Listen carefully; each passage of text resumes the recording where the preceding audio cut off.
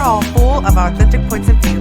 Myself alone have at least 22. They come from the things that we have been through.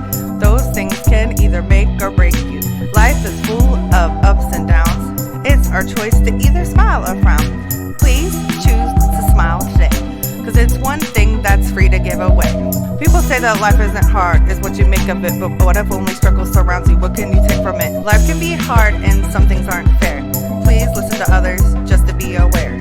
All I'm saying, you never know what someone's going through. Just because they look happy doesn't make it true. Hopefully this podcast will help you see you are not alone, you at least got me.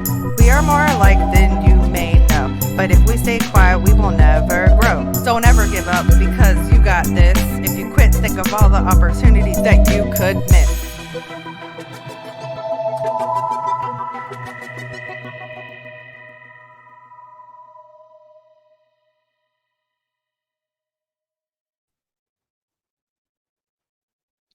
Hey everybody, and welcome to Authentic Points of View.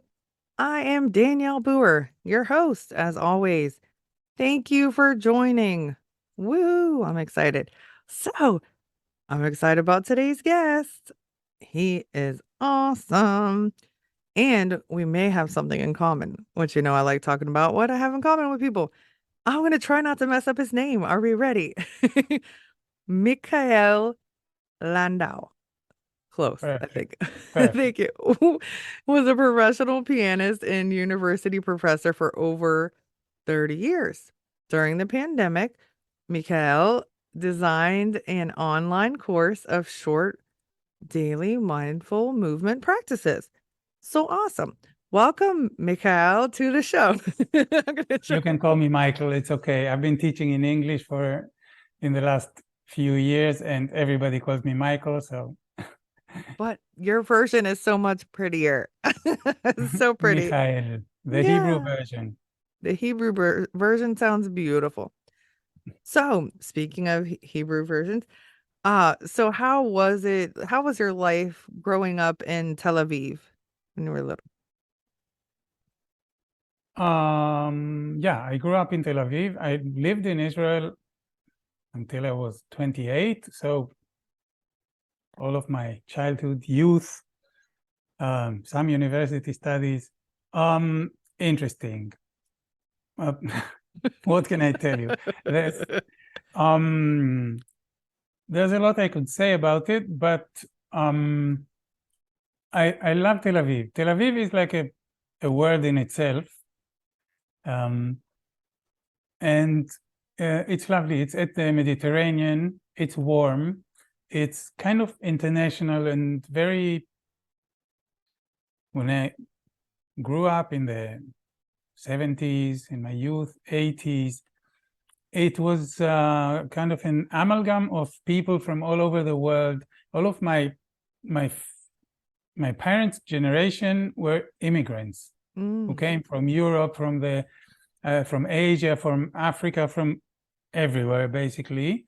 It was a new country with kind of Jewish people coming back to Israel after 2,000 years. So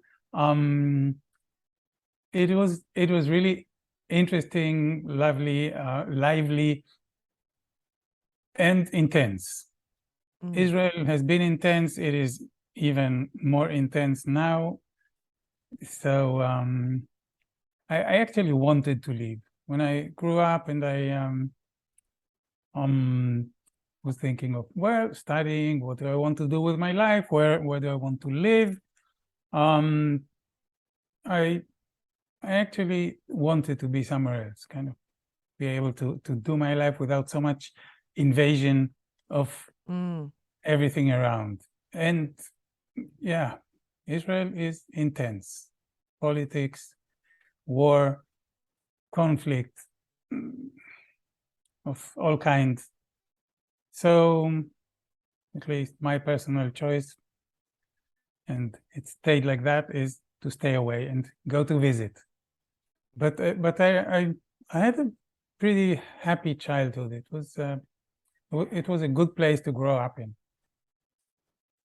Yeah. So, when you say intense, I think, and so there's listeners, and so many different countries and continents and everything. So I know that they think probably Americans, we are spoiled. I know you're not. I'm saying like I am an American.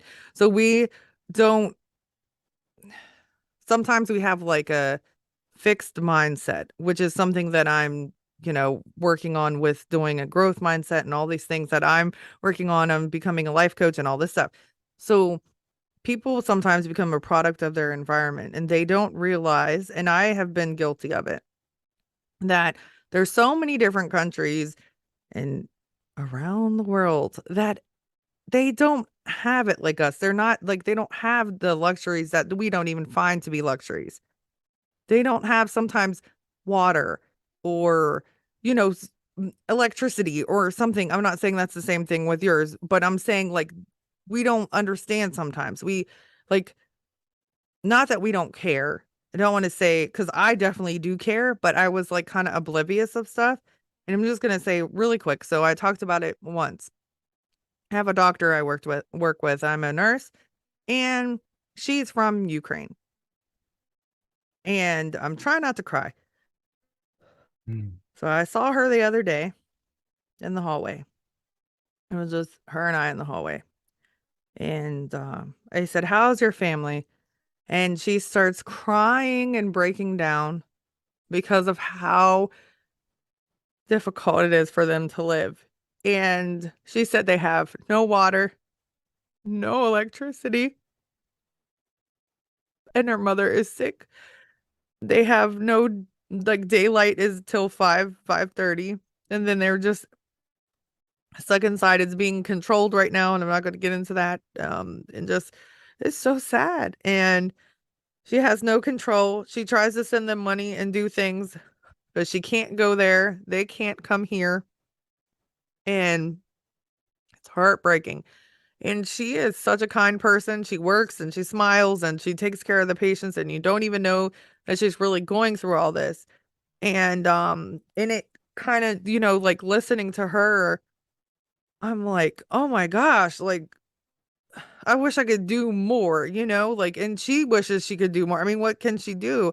And it's just like the small things that sometimes have bothered me in life, or not saying, I haven't had real issues. I really have. That's why I want to be a life coach. But I mean, so many people are going through things that we would not fathom, that we're just like, how did you live through that? My friend is from Nigeria. She used to say that they were beaten with all kinds of stuff, and she lived in a boarding school for 5 years and never saw her parents. And we were like, from the age of 5 to 10, never saw her parents. And we were like, what? But that was her normal. Right. And so, like you say, intense.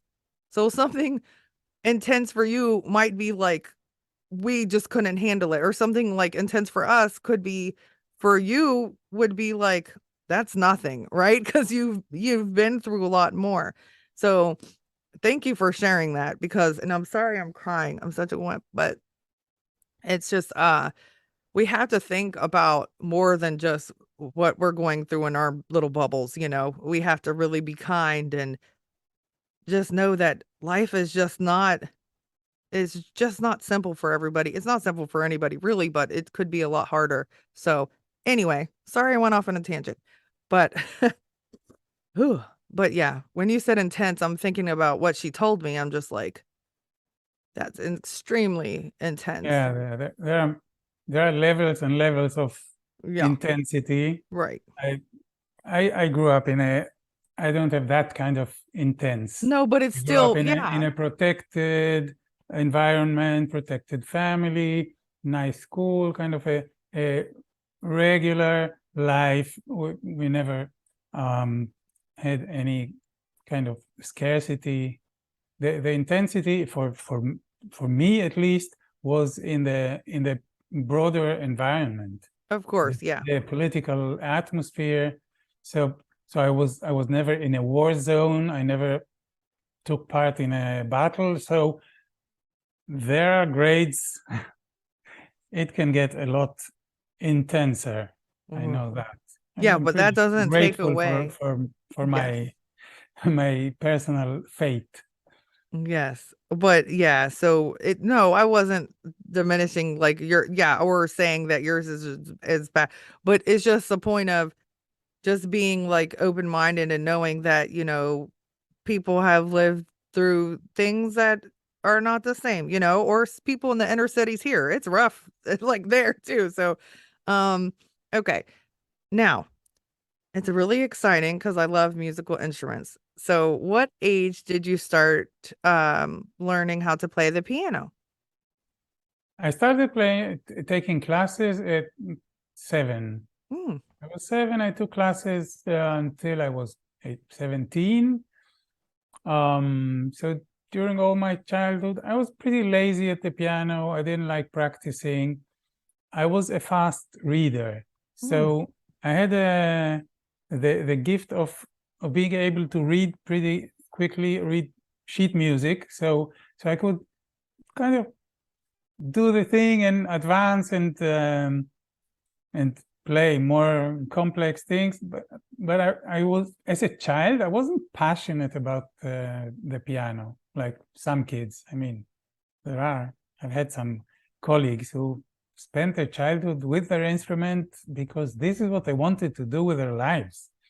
I wanted to play and fool around and to go out with my friends.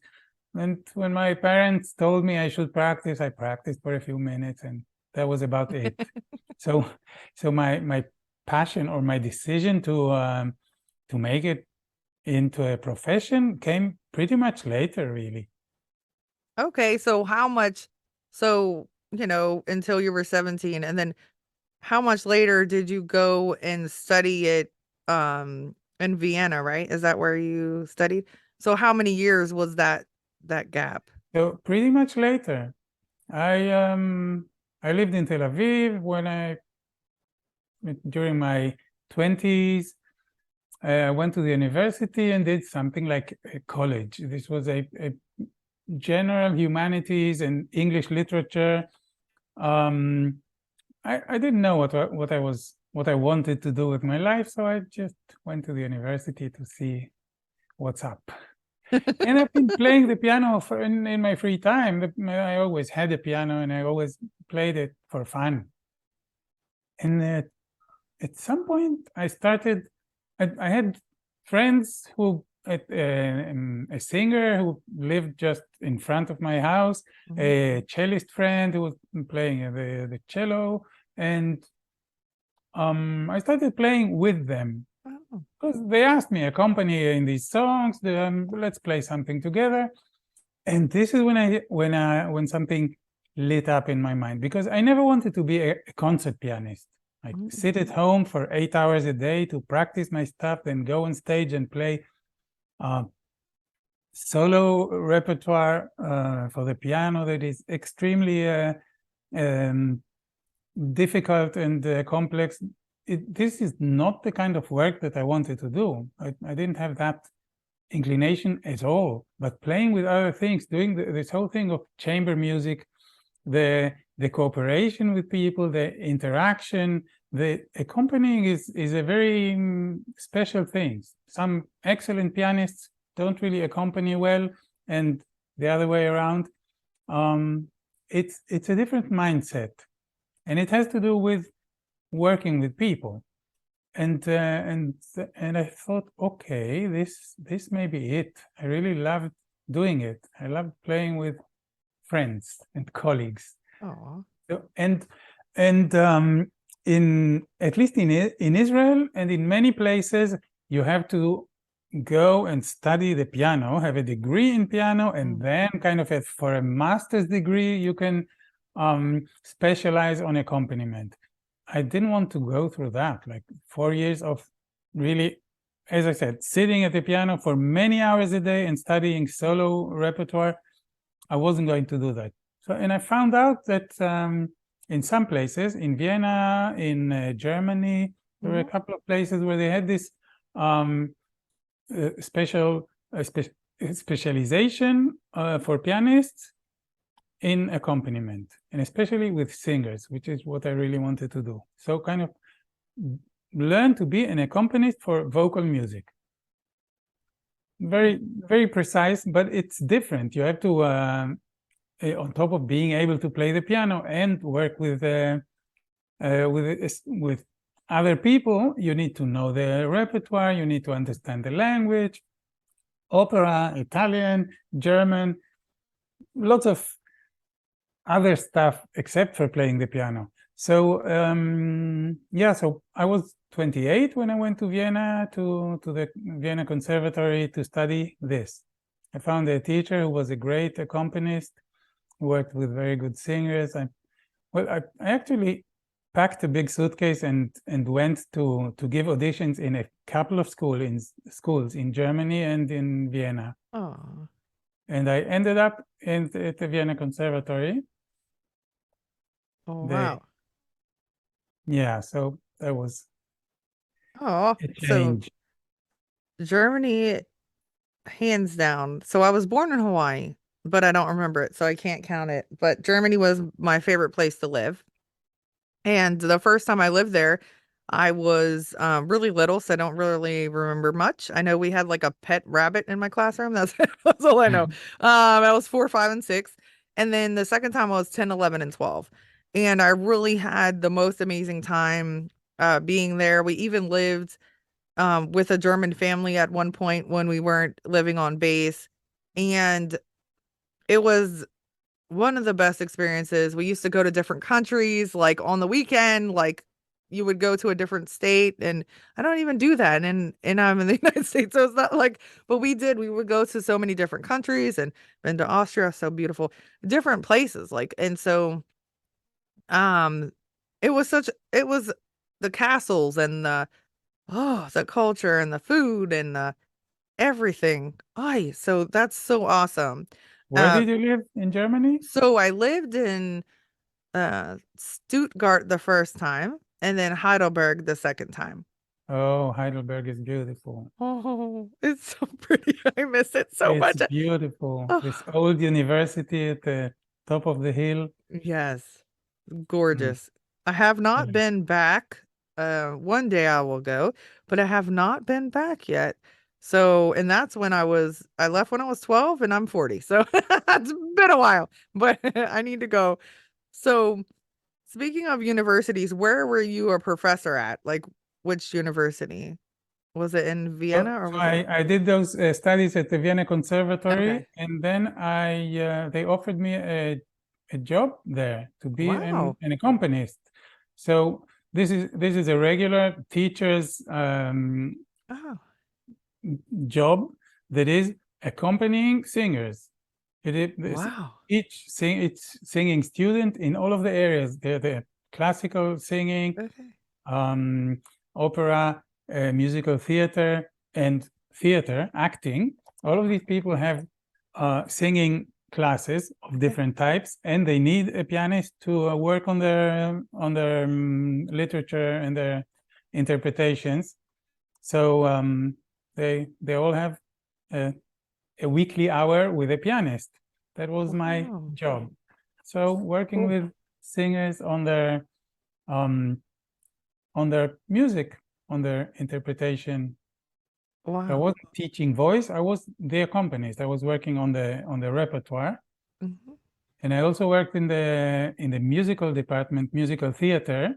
So then I had to start looking a little bit away from the sheet music and improvise and play different kinds of music. This was fun. Lots of Broadway stuff that they're doing there Oh, in German. There's quite a awesome. very high level musical theater in the German speaking area. Oh, sehr gut. No. Yeah, good. So, okay. So But what? sorry, so I was Go there ahead. for Yeah. 15 years all in all in Vienna. Wow. That Yeah, is so cool. and then I met my Chilean wife and came to live in Chile, and I worked here in Valparaiso at the university, Awesome. the music institute. Wow. How cool. So how was the adjustment to go from speaking German probably all the time or being in Vienna to going to Chile. So how was the adjustment? Weather-wise too is different. Um, yeah, yeah. Actually, it doesn't get as cold here as in Vienna, but I was never so cold in my life because Chile is somehow built for the heat, and Mm. it gets cold in winter. I mean, it gets about 0 Celsius, so freezing Oh, point. oh. So in Vienna, it could be -15 outside. Well, you don't use Celsius, but it is really cold. Yeah, that is But very cool. in but indoors, it's warm everywhere. So when you go out, you get dressed and you cover yourself with clothes, and it was fun going out. But here it's cold indoors because there is no central heating. It is always kind of built for summer. I was really actually the Music Institute in Valparaiso, where it never gets really cold. I was Mhm. freezing there. I had to play the piano with frozen fingers because Oh no. there was no way to heat the room really. So it's funny the relationship Oh with the my. weather. I grew up in Tel Aviv, so for me, heat is great. Humid heat, it is not very pleasant. I love it, no problem. I hate being cold. So being cold at home is a bummer. Oh But no. other than that, I actually it was a very good change from Vienna to Chile. It was like back home in some Oh. way. It's much more similar to to Israel than Vienna. Oh yeah, Vienna I was a bet. fantastic place to live and work with music. I mean, it's a world center for music, and it was easy to live there. I had a job at the Vienna Conservatory at the now it's a private university, but at the time it was of the city, so it was a municipal Mm. conservatory. So I was an employee of the city. Fantastic job. I could stay there forever. But I didn't really feel well in Vienna. It was kind of cold. The culture is very conservative. It's very do the right thing. They kind of fear saying the wrong thing. It is. I always was a little bit stressed out Mm. just talking to people.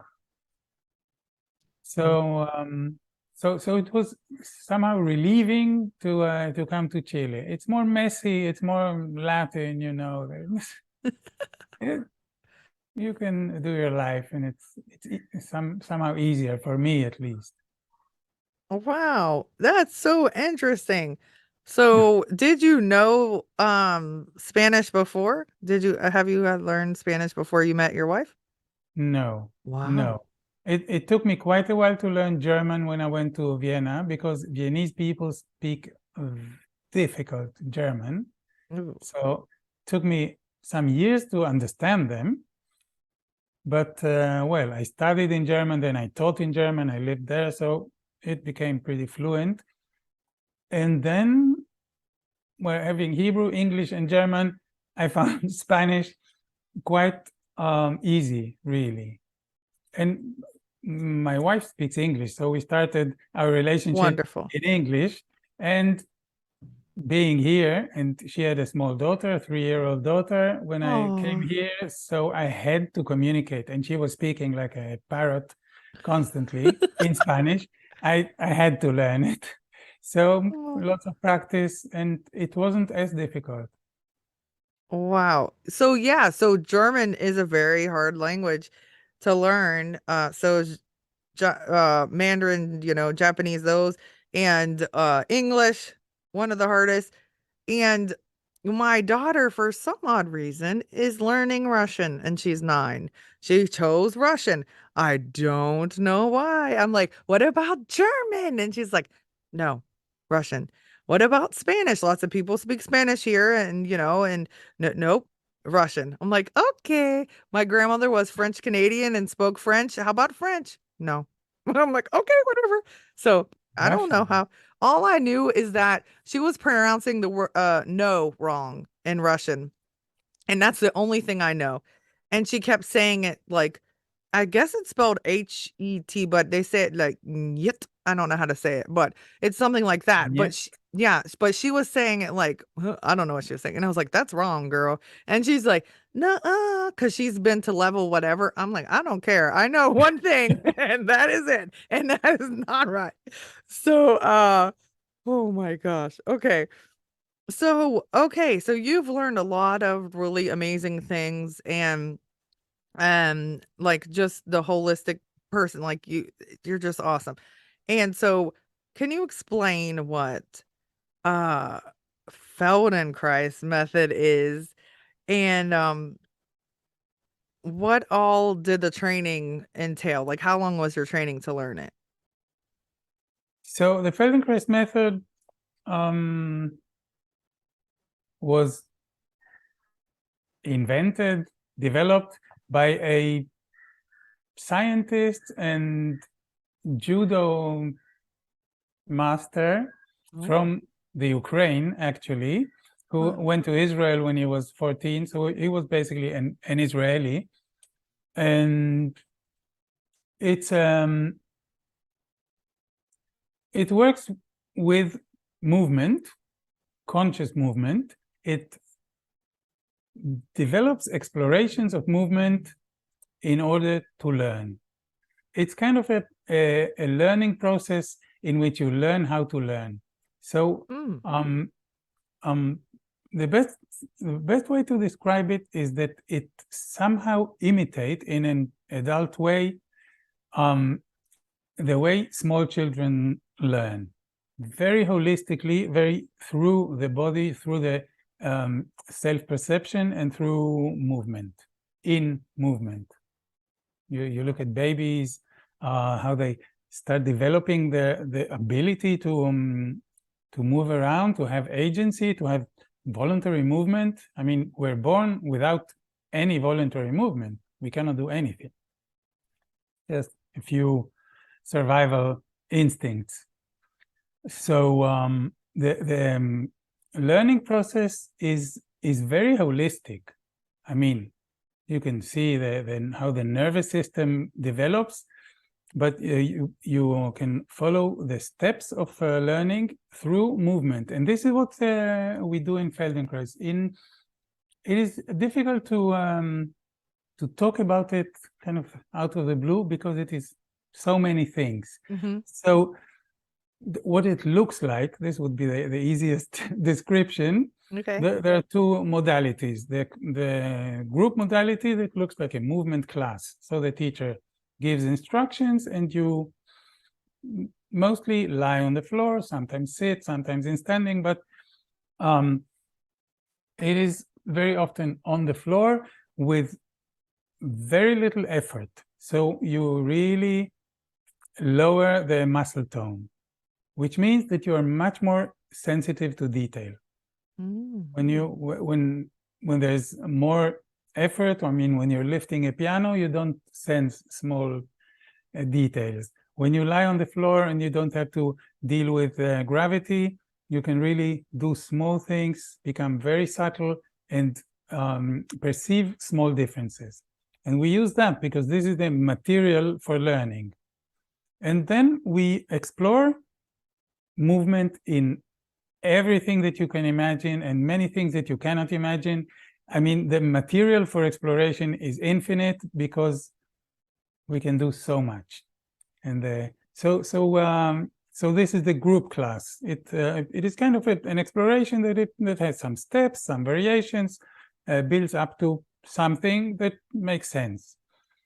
And you get information out of it. So it's not about reaching some end position or developing a specific skill during the class.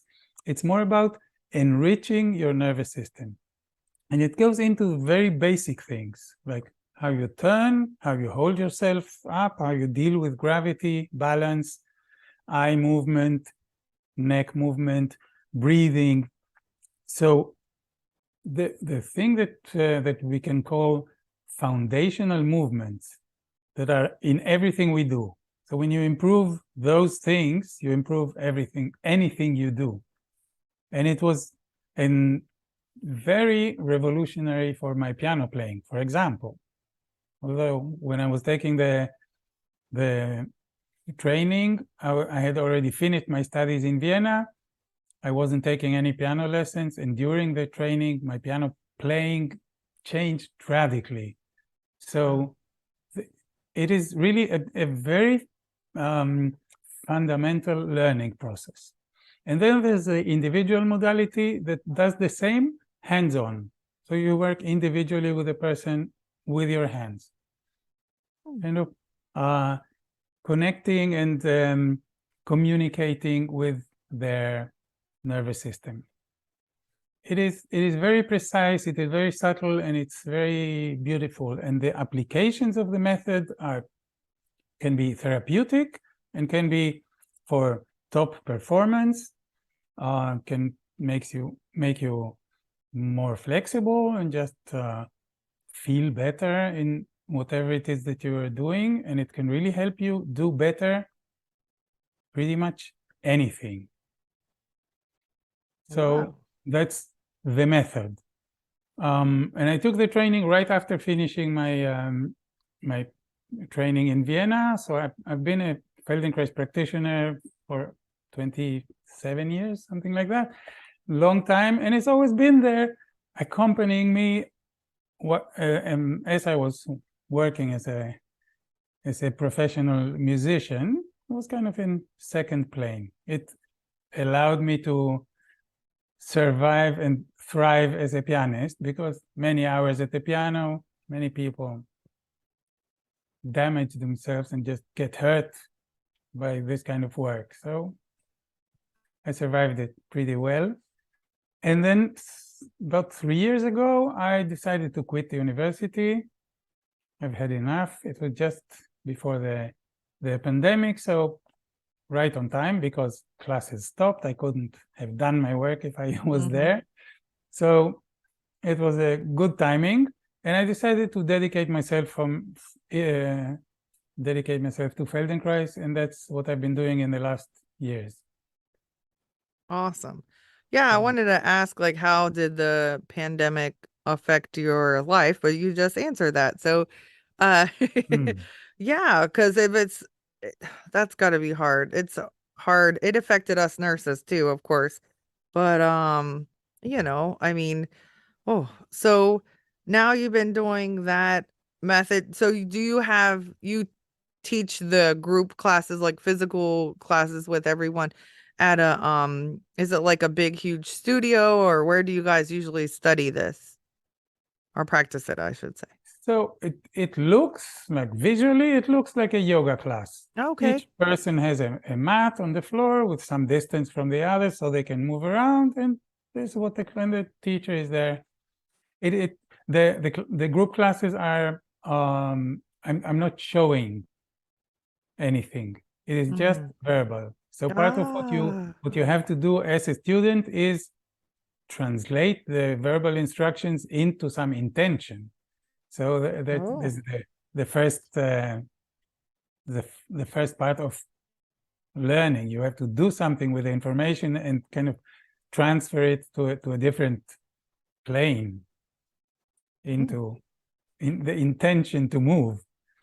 So yeah, I have a studio at home. This is a big house, a big old house from the 1900s, early 1900s, and I live about less than 2 hours from the capital, from Santiago. So I had a studio in Santiago that I rented for 1 day a week. I used to go there and give group classes and do some individual sessions. And well, I was just beginning to figure out what it means to be independent and a business owner. I had no idea. It was quite a shock to discover that I have a business and I have no idea what it means. a long learning curve.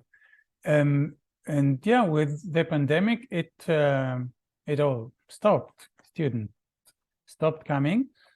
The group classes, because they are with verbal instructions, they're very easy to transfer to the screen. So this went on pretty smoothly into Zoom, and it works nicely. Now I still do the classes online, and I have students in different parts of Chile and some from other countries, which would be, of course, impossible in my own studio. So it has its benefits and drawbacks, of course. And then, well, in the beginning of the pandemic, or just before the pandemic, I was invited to a Feldenkrais summit. It was in May 2020.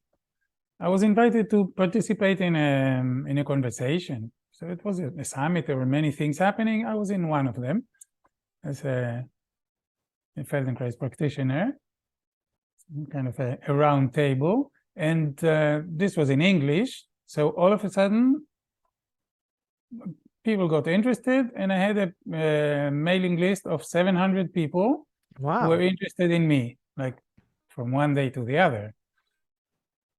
And I thought, okay, what am I doing? I didn't have any material in English. I could offer classes, but there are hundreds of Feldenkrais practitioners in the United States, in Canada, and Australia, English speaking. They were all going online. So I thought, okay, maybe I should find something that is really specific online for working at home. And this is when I came up with this persistent growth that is my trademark, shall we say, which is a daily practice. So I took this inspiration of what we do in Feldenkrais and condensed it to the most minimal units that make sense. And I found out, I tried it myself. I tried it with a group of kind of the pilot group. And I offered daily 3-minute sessions. So 3 minutes, you just stop what you're doing, listen to the recording, and you do an exploration of pretty much one thing. It is not a class that develops an idea and goes into details. You explore something specific for 3 minutes. And over time,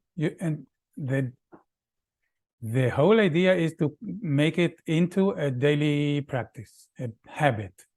So you do it every day. You do 3 minutes once in a while, it won't make any difference.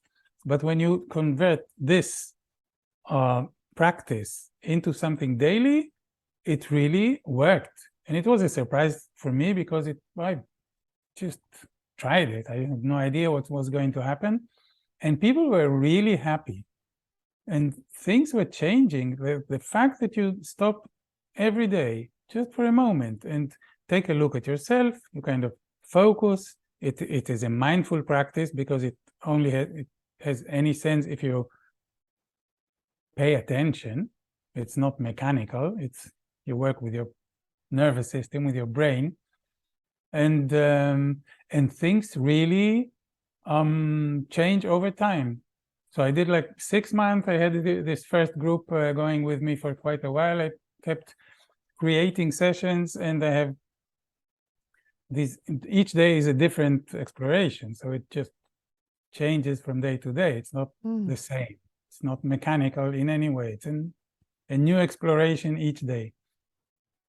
And now I did 6 months. I redesigned it. I put it in a different host. It is now pretty well organized and looks well and works. The automation. I mean, people can be in a course and get a daily mail with a daily link and a daily video. And now I've just finished creating 360 sessions. So 12 months of Wow. 30. So I have a whole year of daily sessions, and which was my shall we say, my goal. Now I'm stopping creating more sessions, because I mean, if you did 360 sessions and you want to keep going, you start again and you're fine. Okay. So Wow. there's that. This is the creation of the pandemic.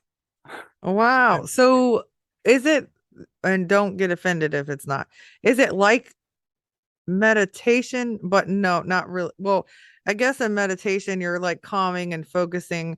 Is it similar to that, other than you're listening to something? But so what's it called? That's what something I need to do. No, it's not called. What's it called? Guided meditation. So is it kind of like that similar, or no? I call it mindful movement. This Okay. is the best way I can think of to describe what it is. It is a mindfulness practice. You have to look at yourself in action, and you look at small details. It is small, it is subtle, and you want something to change. So there's nothing mechanical about it. We don't work with the muscles. You don't change your structure in 3 minutes, but you can change what you're doing. So it's definitely a mindful practice in movement. So it has these two components. It's mindfulness and it's movement. So mindful movement. There you go. That makes There sense. you go. Ta-da! Put them together. Yeah. Wow, that's very interesting. Thank you for explaining that. So, okay, where did you study Buddhism, and like what form did you study? Because there lots of people don't know there's different types. Oh yeah, there's quite a few currents. Where my wife was in a Buddhist center here in Santiago that is part of a large international movement or organization that is called Shambhala. Okay. Then there was some scandal and it's been, I don't know, fell apart as an international organization, but the practice is Buddhist, and it has kind of a very large basis of non-religious practice. So you don't have, you can go a long way of studying, of meditating, of practicing without becoming a Buddhist. And then if you finish this sequence of schools, there are kind of levels and different teachings that have a sequence. It's very, very well built. It's been developed by a Tibetan Buddhist master, Trungpa Rinpoche, fled Tibet with the occupation, went to India, went to England, went to the States, and it actually started this Shambhala movement in the United States somewhere. And there are still quite a few big centers. So Shambhala was I joined the center. I took some levels. I did learn to meditate. I did this, and it's part of the Vajrayana current. So I'm not an expert on Buddhist, the structure of Buddhism in the world, but it was a good practice, and I went through this whole non-religious sequence of courses. It ends up with a thing called the Warriors Assembly, which is it has a very strong social focus, like the thing of bodhisattva. I don't know if that means anything to you, like the Buddhist warriors who who go out to the world to make it a better place. So they have this monastic practice, but there's a strong push to go out to the world. Awesome. Not just So, stay in your monastery. oh, Yeah, nice. so I did that. I never became like really went into the religious part of Buddhism, but meditation practice is still part of my life, and Yeah. Wow. makes a lot of sense. Yeah, I think so. My oldest son, his family, uh, are Buddhist. And so I lived with them as a teenager before my son was born. And so they actually are, I might be saying it wrong. It's SGI. So it's like Sogokai something. And theirs is where they chant to a scroll, like Tina Turner. Have you heard of Tina Turner? She's Buddhist. So she was, yeah, that kind. So Yeah. they chant. So it's like meditating, but they chant. It's a long, oh, it's so long. But a lot of it is repetitive. So it's like Nam Myoho Renge Kyo, like that. And then they da da da da da. Okay. So there's also levels. So I actually took the entry level and I scored higher than all the children that were raised in it. But that's because they didn't take it seriously and I did. I was like studying and like taking it serious, and to them it was like something they were had to do, you know. They're like, "Well, we always have done this. It's not a big deal." But I thought it was like I was like, "I'm going to do well." So anyway, so yeah, so that's really cool. And a lot of it, you're right, is about, and I never understood the religion part of it either, but it was just the fact of like the meditating and the calmness and the helping people, like you said, like um good energy and things like that. That's really important. Giving off good energy, taking the energy from people that's only good, like not, so it's really good. I don't know everything about it. So, and it's been a long time because again, I'm 40 and I was 17. So a long time ago. So Okay. what is the anagram? And is that how you say it? Or how? Enneagram. An Enneagram is anagram. Anagram. It's a test, right? Is that right? Or well, no, the Enneagram is actually a what is kind of a figure with oh, 9 points, and okay.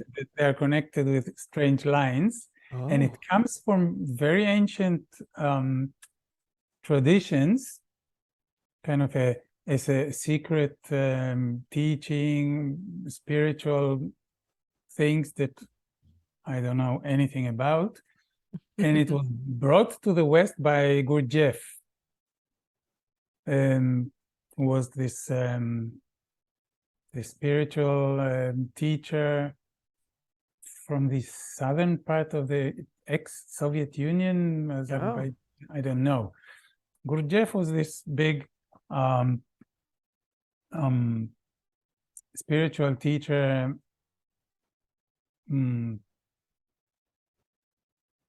Well, doesn't matter. He brought it up and made some sense of it, and then at least one current of using this Enneagram has been developed by a Chilean guy whom I met and took some courses with, Claudio Naranjo, a very clever guy who was a Gestalt therapist and studied the Enneagram, and he made use of the Enneagram as a therapeutic tool. So kind of okay. learn yourself, understand yourself, and the 9 points are 9 types of personality. Oh, And each of them has 3 sub types, so there are 27. There's a lot you can. It's been developed by him quite in detail. And the whole idea of Claudio Naranjo, at least, is to use this as a tool to understand yourself and free yourself of your neurosis. So these are, he treated these types as different styles of neurosis, which means the way we developed as very small children to deal with reality and with not receiving exactly what we needed. So we had our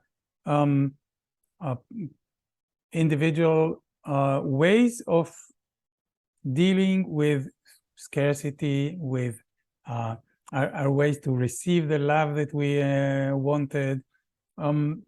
So there are different personality types. This is the best way to describe it in this particular use. And then there are other currents. There's actually in the United States, I just received an email that there's an Enneagram summit coming with like 70 speakers. So lots of people use this in different ways. Kind of a self-growth, self-knowledge, self-learning tool. So that's that. I've been here in Chile following the path that Claudio Naranjo has developed, which takes the Enneagram as part of a set of tools for growth, learning, improving, healing, making your neurosis a little softer and less obligatory. Awesome. So do you use it to help people like in your practice? Do you like combine all those things together, or I don't use the you don't? Enneagram. Okay.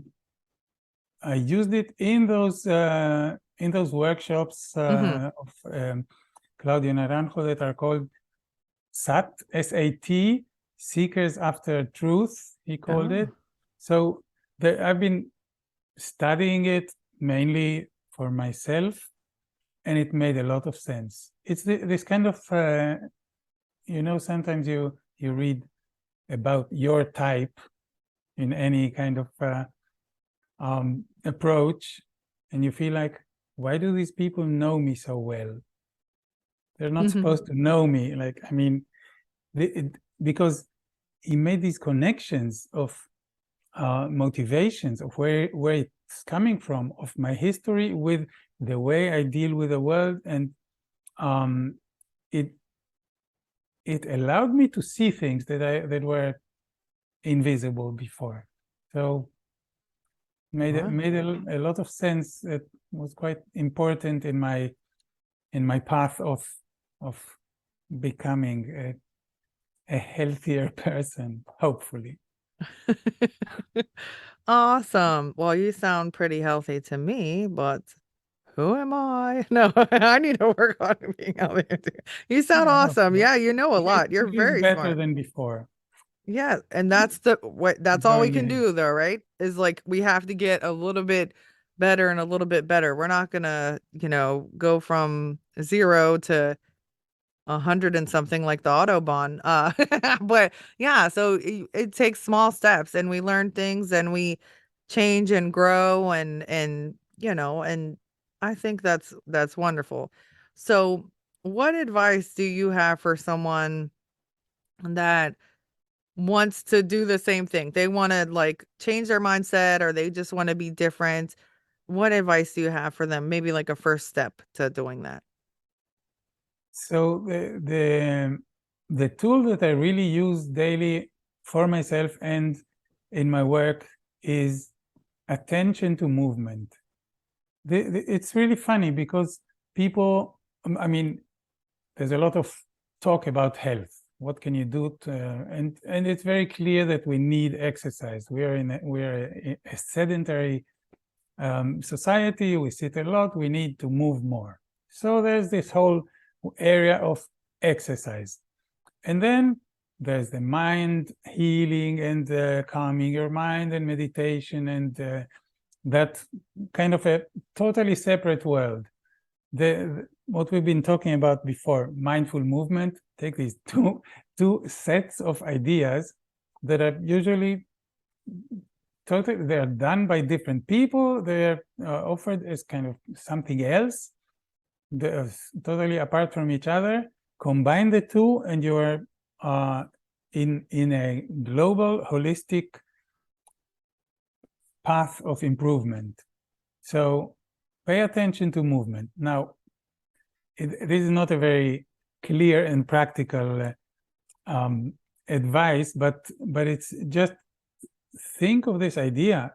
Don't treat your body as if it was your brain taxi and it's kind of a mechanical thing that you have to treat mechanically, like go to the gym and read your messages while you're bicycling. This is an insult to your brain. I mean, it has some mechanical effect, but your movement, your body, your acting in the world is part of you as a whole. So, and there are different ways to do it, and there are different currents, and take Feldenkrais classes. There's bound to be a Feldenkrais practitioner around. You look for it, you'll find it. And now that there are classes in person again, you can go to somebody's studio somewhere nearby. But yeah, the advice would be take 3 minutes. I found that this works.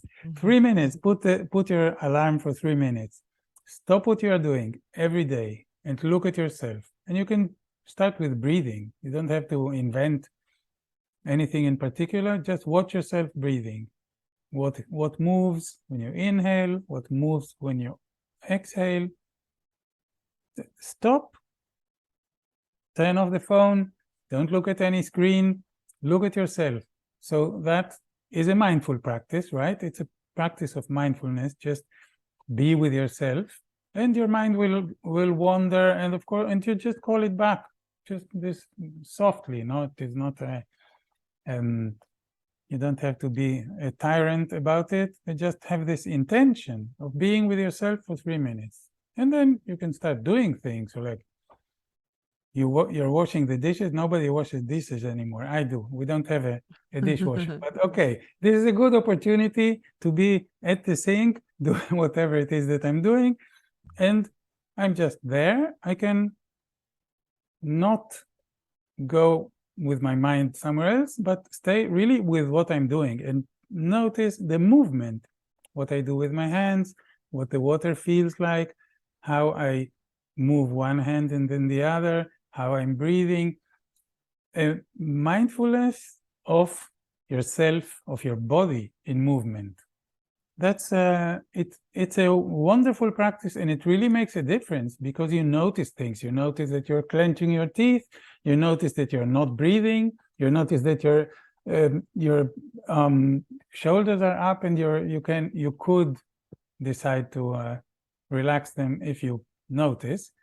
So this would be kind of a first approach. And if you make this into a daily habit, on top of having more awareness of yourself, you train your focus, you train your awareness. It's a skill that gets better when you use it. So it's a practice. Wow, that's so cool. Do you think it helps with memory also, or just focus? I'm asking selfishly because I need to improve my memory. I think any mindful practice is helpful to the health of your brain.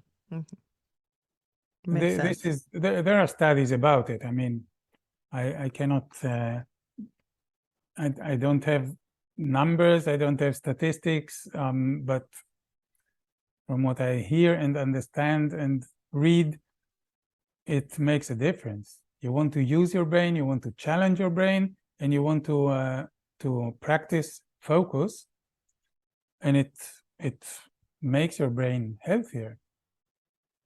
Awesome. It does make a difference. Wonderful. This has been so awesome. I really didn't know about it at all, to be honest. I never even heard of it, Feldenkrais. So that's really awesome. Thank you for teaching us, and thank you for being here and speaking to us. So where can we find you? Like, what is if somebody does want to do your sessions with you or sign up for your 3-minute things or all that stuff, where can they find you, please? So I have a membership. This is a Yeah. membership because it's a daily practice Yeah. that is called Persistent Growth. My homepage is persistent-growth.com. So persistent-growth.com, and if you can sign up to get some free samples of these 3 minutes so that you see what it looks like. They are free. You're welcome to sign up and just get the idea. And of course, if you want to join, you're most welcome. Yeah, this is the best place. And there's also a contact information there. So my email is on my homepage. Awesome. That is so cool. So thank you so much for your I love your energy because you're so like so I'm always like meow like hi and you're like that's good. That's what I'm working on myself too. It's really funny because like at work when if there's a code most of the time, I'm not gonna say every single time. Sometimes I get a little bit at the beginning of one, I get a little bit like boom, you gotta hurry up and get where you need to be or grab crash cart, whatever. But sometimes like people have been so surprised. I remember it was years ago, but I was actually facilitating the code, but not on purpose. The house supervisor, which is like the nurse that runs the whole hospital and kind of like oversees things, she had to go to the ER or run something there. And so she left and I happened to just be there. And so I took over.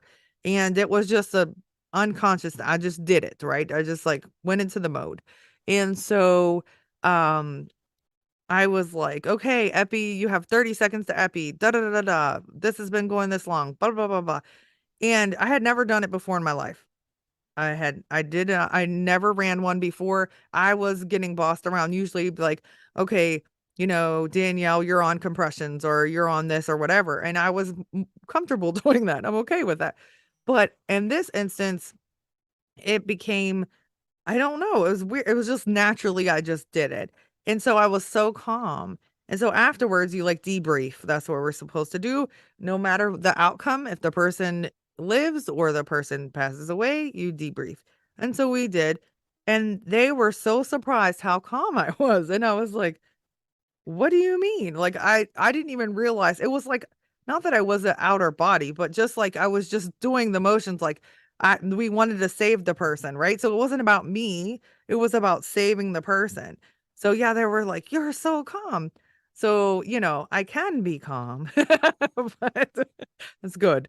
You can become in the right moment. This That's is right. important. Absolutely. If somebody's life depends on it, yes. No, I can be calm also. But something really funny I just want to tell you. So I need to, and my boyfriend's been telling me this for 4 years. Okay. We've been together 4 years. I need to meditate. And that's something I'm going to do before I start. I'm launching my business and I want to do that for myself and to help other people as well. Not teach them, but just be more present and everything. So they've always told me. So my sister is here visiting. She's actually doing a nursing assignment from West Virginia. She's moved here from West Virginia to work in Atlanta to do her first travel assignment. So she does yoga and she meditates. My boyfriend meditates and he keeps telling me like, and they're very organized and chill and like structured different than me. And I'm very like, pew, pew, pew, pew. Okay. And that drives them bonkers, by the way. They're like, they do not know what to do with me sometimes. They're like, too much. And they're very introverted and like, and I'm not, I'm extroverted. So I meditated one time and it was guided meditation. And I said, my sister's like, "Oh, you should try." And I'm like, it made me feel weird. I was like, my head felt weird. I just like felt really weird. And she was like, "Danielle, I bet you it's because you were calm for the first time." And you're like, and then, That's weird. yeah, and I said, "That's not right. I don't I didn't know what to do because not that it's okay or normal, but for me it is. Like there's so many thoughts going that's that all the time, right? So to actually like nothing, that's different, right? It's not weird, but it's different. And it was good probably, but I just felt tingly. I felt weird. Like I felt like different, but that should not stop me because it will help me a lot. I know it will. But it's just something funny to tell you who seems very like, zen, and I'm like, oh, Yeah, you'd be surprised if you were hearing the noise in my head because it's oh, there. But yeah, but we all do. yeah, meditation is really difficult, but it's not about putting your mind out. Okay. It's about noticing what's Ah, going through your mind and just not going with it automatically. It's it's a practice of awareness. So in that sense, you just stop and sit and notice this noise in your head. And I can tell you that when I did this first level of Shambhala, mhm. I couldn't believe the amount of junk that my mind produces in a second. I hated myself.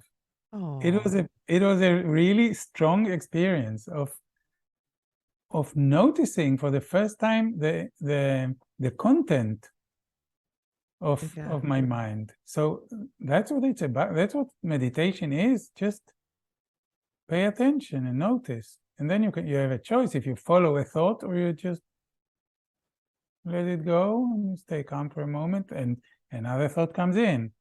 You don't get to put your mind in blank. Oh, well, no, that's helpful because um that's what I thought. I'm like, that's challenging because if it's always like, I guess a lot of us are in our head, right? That's what this is because it's just you think and like, okay, wait, I was supposed to do this, or did I do this, or like what do I have to do tomorrow, and blah blah blah blah blah. And so you're right, being present in the moment and being aware is very important. And that's something I can say. My boyfriend is very aware of things. Like he also played sports. So he can see, like I cannot. So, well, my hair is right here, but he can see his peripheral is like insanely backward. Like, I mean, he can see so many places because of football. So he had to focus, or they would call soccer, in Chile, but he would, not soccer, football, like not football, but like not soccer football. See what I'm saying? Like, you know what I'm saying? Like Yeah, American football. American football. Yeah, not not I didn't say that. Shh. I didn't say real football, but not the football Yeah, with the ball and you kick on their foot. I played soccer, football. And I played in Germany too. So but anyways, the point is like he has like I mean, it's just he's so aware, but he pays attention, and it's funny because a lot of people, and don't take this the wrong way, because I'm sure you're not like this because of your practice, but a lot of women complain about their husbands. They don't pay attention to anything. Something can be right in front of them and they don't even know.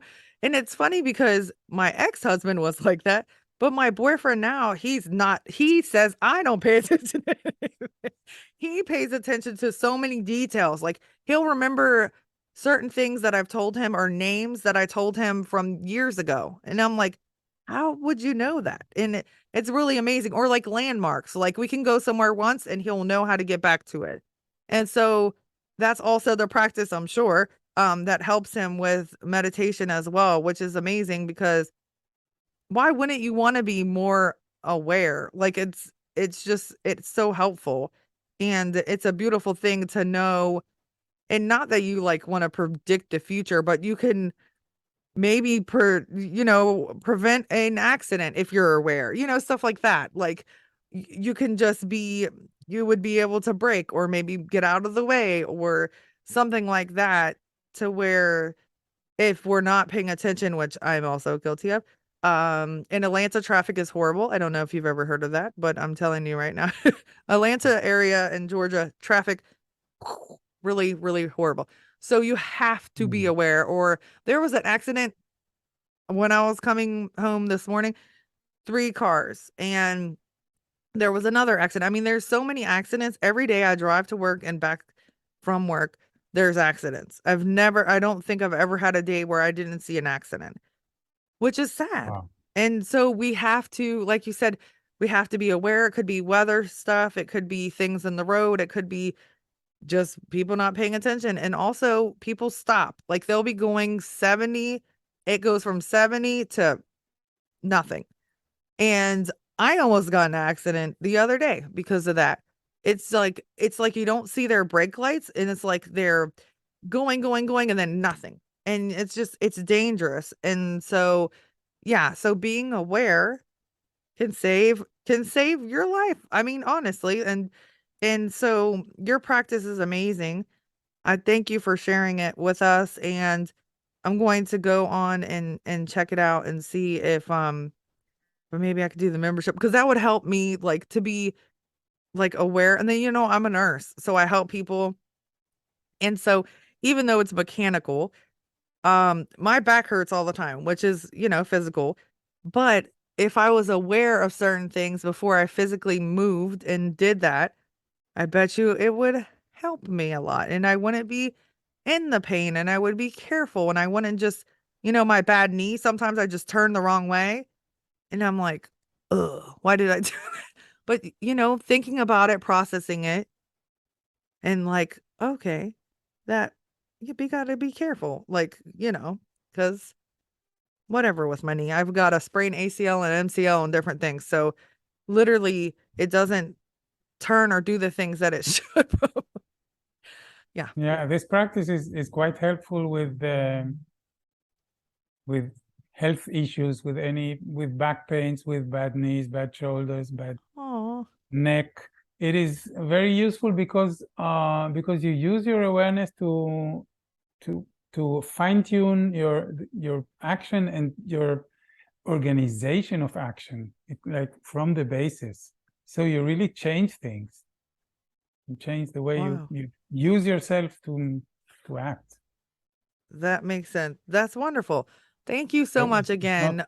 I yeah, really need to check it out, because like I said, um it will help me in so many aspects of my life, even just like sitting in a chair and doing interviews, or when I go start doing my public speaking or whatever, the different cultures and places, and that it could be speaking to, certain things are offensive, or ways that you stand, or folding of the arm, like that stuff is being aware also, right? Not just like being aware, of course, of your movement, but being aware of like how could it affect things, or other people could be perceived, because I don't want to go to a different country and I'm offending them by something that they don't, what I'm saying, like they don't find acceptable, and maybe I don't have a understanding of it. So that's really cool. It's really like very deep and insightful, um that I didn't understand because I didn't know. So I love learning new things, and I love the why of things.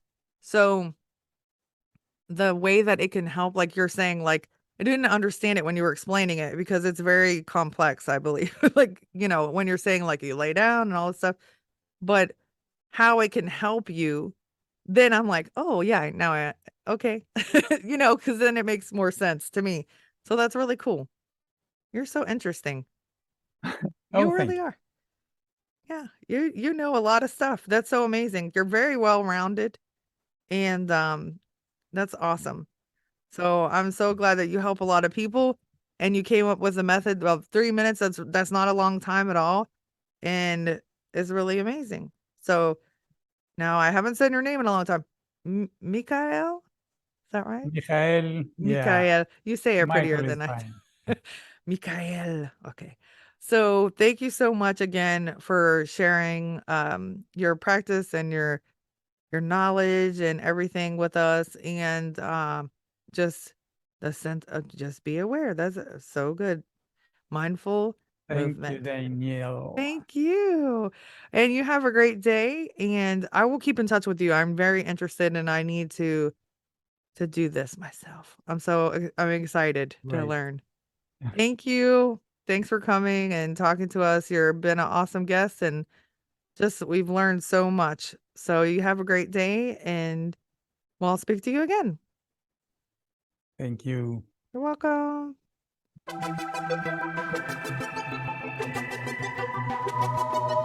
Thanks for listening to Authentic Points of View podcast. I hope that something you heard today changes your point of view. If you would like to share your views, please email me at authenticpointsofview@gmail.com or leave a comment on Facebook at Authentic Points of View podcast.